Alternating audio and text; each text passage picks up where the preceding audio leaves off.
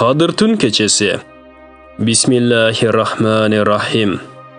Kadir keçesinin artıkçılığı tuğrasında Kadir Sürösünde toluk aytılgan.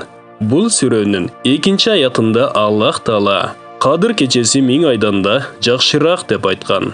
Rivayatlarga qaraganda Kadir keçesi Ramazan ayının akırkı 10 gününün tak күндөрүндө, açık aytkanda Ramazanın 27 keçesinde dep aytılgan. Bul keçenin anık aytılbaганынын себеби ар bir keçeni Kadir keçesi деген үмүт менен ибадат кылып, Алланын кечиришин суроо керек. Ушул аяттын тафсиринде Ибн Касир радиаллаху анху мындай деп жазган. Bir kişi kural jaragын алып, Аллах жолунда 1000 ay jihad kılgаны bildirildi. Пайгамбар саллаллаху алейхи ва саллям бул нерсеге таң калып, өз үммөттөрү дагы ушундай болуусун каалады да: "О Раббим, менин үммөтүмдү үммөттөр ичинде өмүрү кыска, амалы аз кылдың" деди эле. Аллах Таала пайгамбарыбызга Лейлатул Кадыр сага жана үммөтүңө ошол адам жихад кылган 1000 айдан жакшыраак деп жооп берди. Ушул берекелүү кечеде Алланын өкүмү менен периштелер ибадат кылган адамдар арасында таң атканга чейин айланып турат.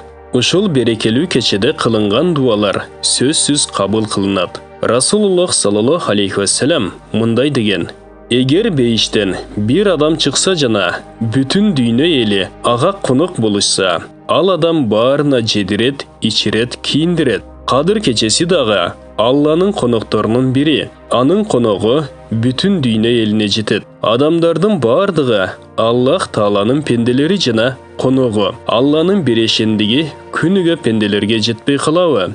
Алланын элчиси саллаллаху алейхи ва саллям Kadir keçesi tuğrasında mınday деген.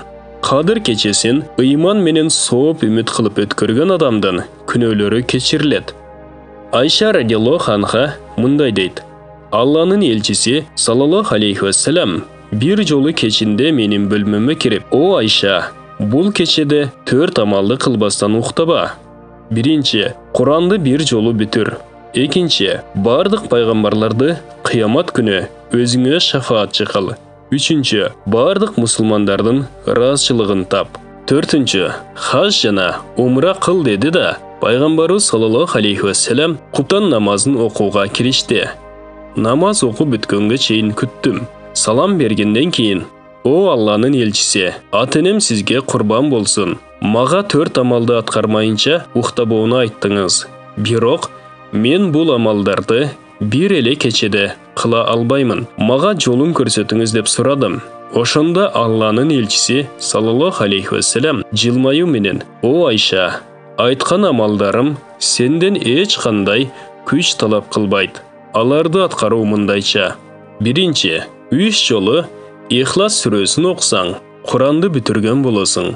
Экинчи, мага жана башка бардык пайгамбарларга салават айтсаң, биз сага кыяматта шафаат кылабыз. Üçüncü, мусулман bir туугандарың үчүн Алладан кечирим сурасаң, алардын бардыгына ыраазы кылган болосуң. Төртүнчү, Субханаллахи вальхамдулиллахи ва ла илаха иллаллах валлаху акбар ва ла хавла ва ла куввата илля биллахил алийюл азим деп окууну адат кылсаң, bir хаж жана умра кылганчалык сооп аласың деп жооп берди. Бул баян ыйык айлар жана кабыл болгон дуалар китебинен алынды. Урматтуу мусулман bir туугандар, биздин Iqro Media каналыбызга катталыңыздар.